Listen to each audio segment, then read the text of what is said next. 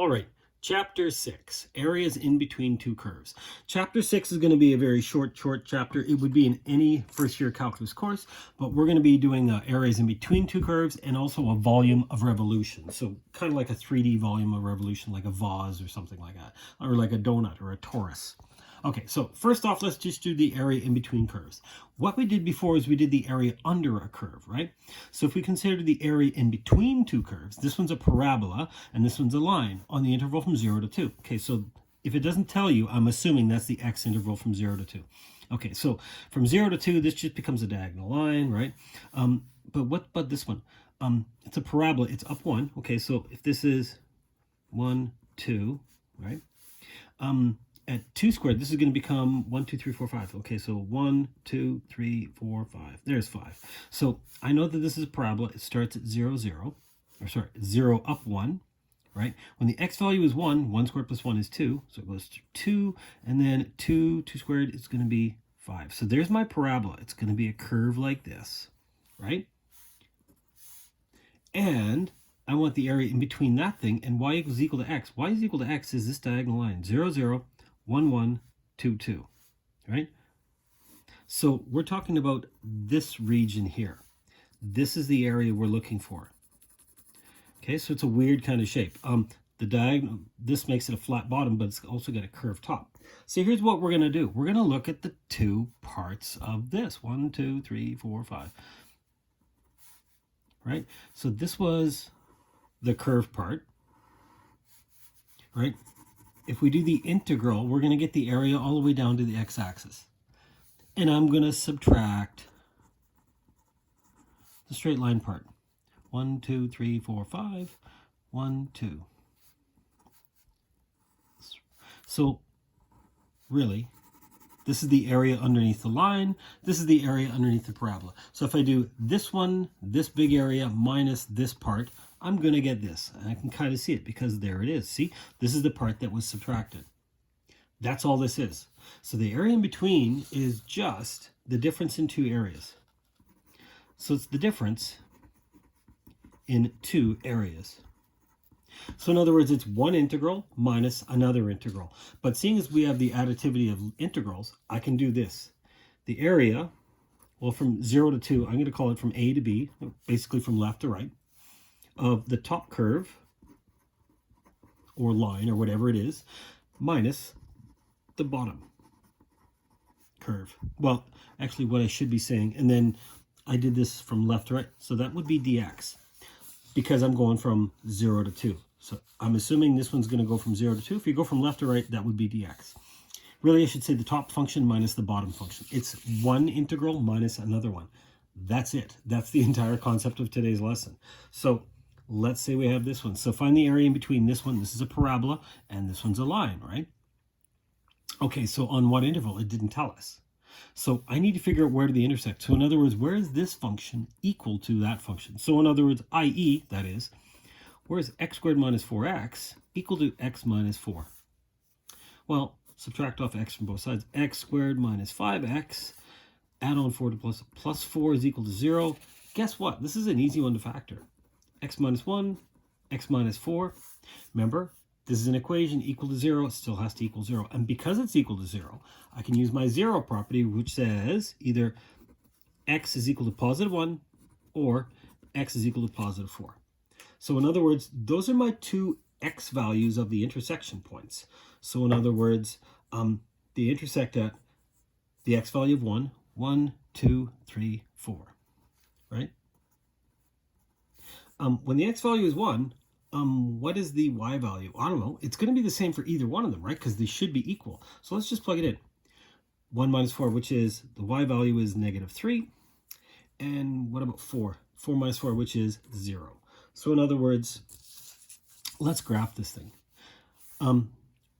This is a parabola.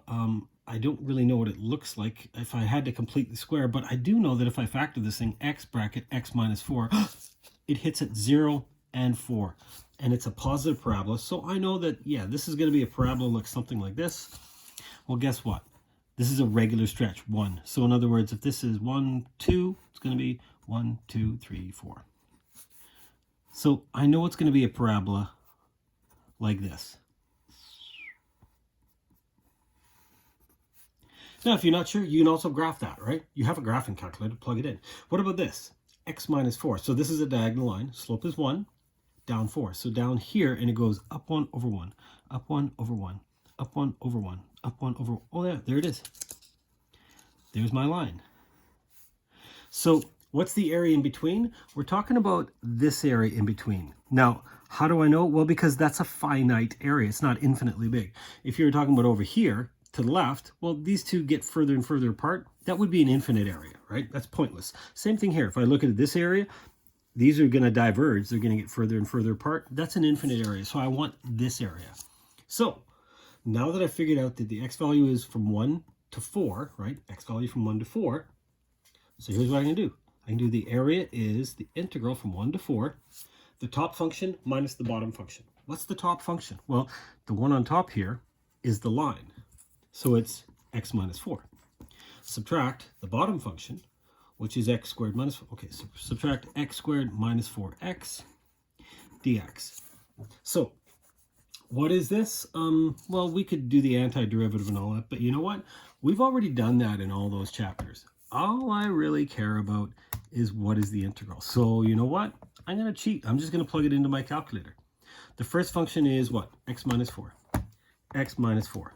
Great. What am I subtracting off? X squared plus 4x. So I'm going to subtract off x squared, and then I'm going to go plus 4x. Now, I mean, yes, I could simplify all that stuff together, right? I know how to simplify that. That's some simple algebra. But I can also just plug it into my calculator, and I'm looking for the area from 1 to 4. Okay, so zoom standard 6. Now, I don't care what this is, because this is not the same thing. This is a combination of one function minus the other one, right? All I care about is what is the integral from 1 to 4. 4.5. That's my answer. So this is 4.5. That's typically what we're going to do for a question. Okay, now this one was a little bit harder because we had to figure out the intersection points. Usually they'll tell you the interval from 1 to 4. 1 to 4.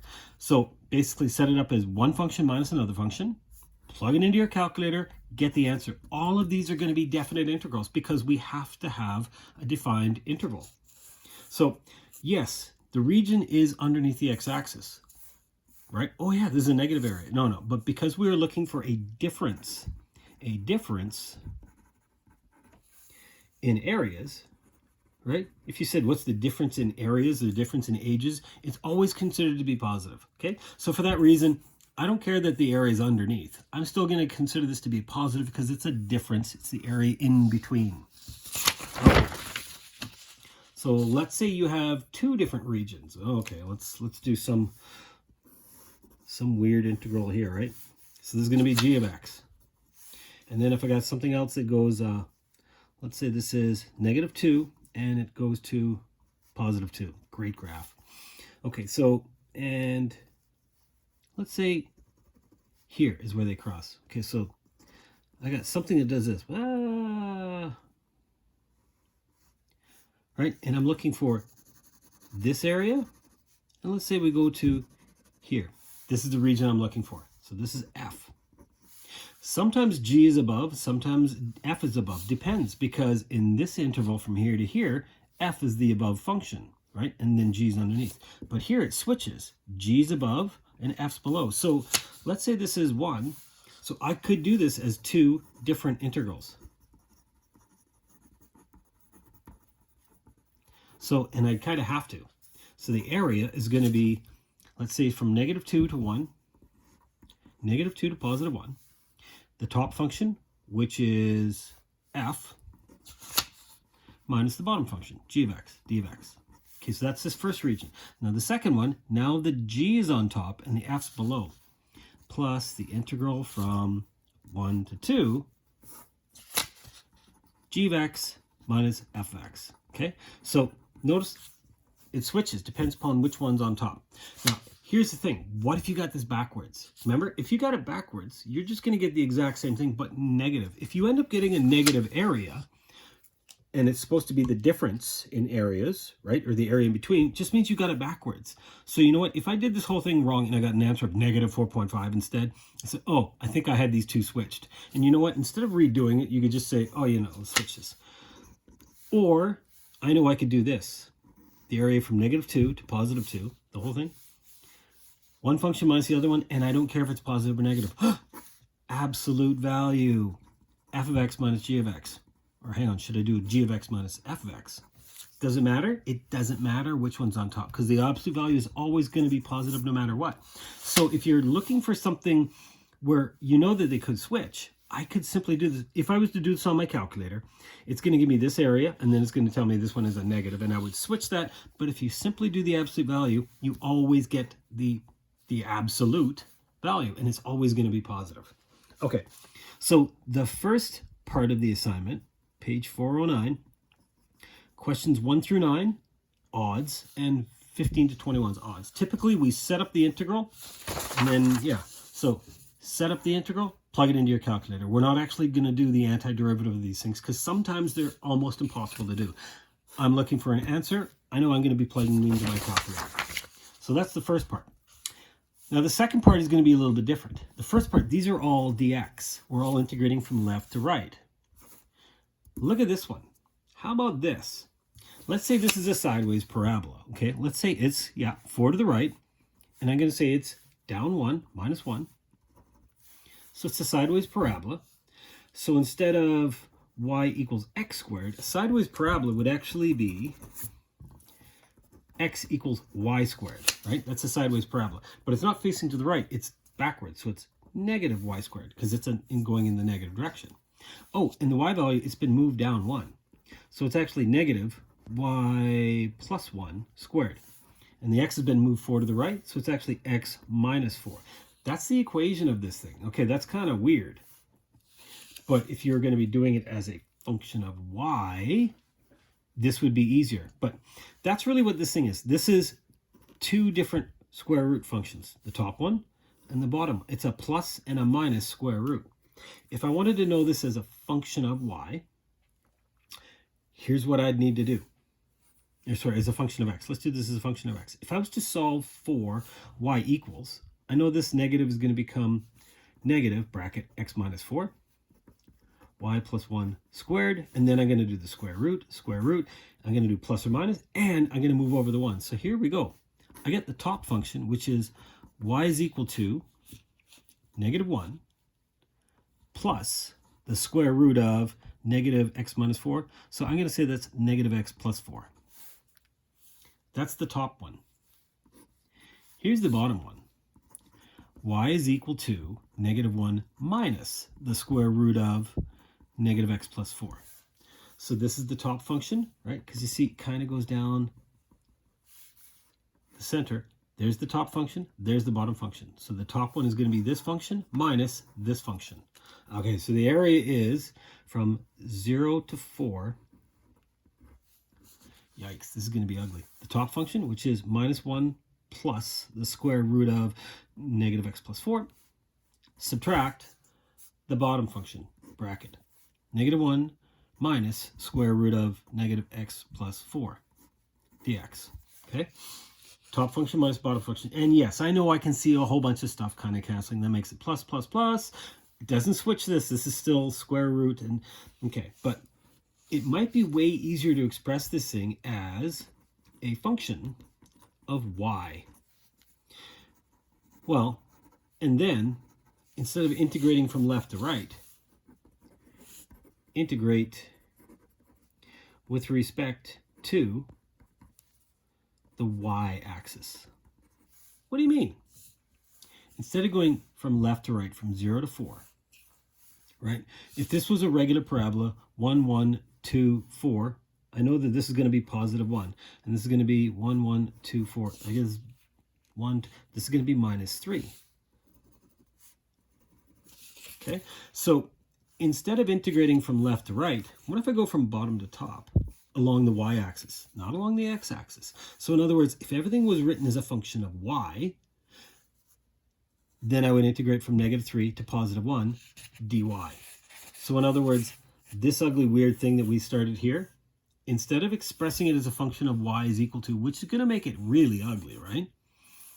Hang on, let's go back to this thing. It was x minus 4 is equal to negative bracket y plus 1 squared. Solve for x equals. X is equal to 4 minus bracket y plus 1 squared. This is f of y, right? That's what x is. It's a function of y. So instead of going from left to right, I'm going to go from negative 3 to positive 1. I'm going to integrate this area. Okay, so it's not the area underneath. Well, it is if you think about it in this case now. If this is the function, right? Before we always thought about the function as the height. Well, this is not f of x. This is now f of y. The function of y really means the distance from the y-axis up to here. It's the height under the curve if you want to think about the height going sideways. So now the area would simply be, the area is going to be the integral from bottom to top, negative 3 to 1, from left to right, so from smaller to bigger, of this function, 4 minus y plus 1 squared, dy. That'll tell you the area down to the x-axis, or sorry, the y-axis in this direction here, and it stops at the y-axis. So this is easier to do than trying to set up as two different integrals. If it's going to be this one, you can just plug, and now here's the thing, I can't plug it in, but I would plug this in as x in my calculator. 4 minus bracket x plus 1 squared, because I'm only interested in the number. Okay, let's do that. Now, instead of actually graphing it, remember, you can do this. Ooh, math, where is it? Numerical function integrate. So function integrate from negative 3 up to positive 1. My function is 4 minus bracket x plus 1 squared, x plus 1 bracket squared. That's it. And it's going to do it as dx in this case, because I plugged it all in as a function of x. 10.6 repeating, I think. 10 minus x plus 1 squared. Makes sense, from negative 3 to 1. At this point, we just care about what the number is. That's all. So these ones that we're adding on, these are a function of y, dy. Alrighty, good luck with this first part.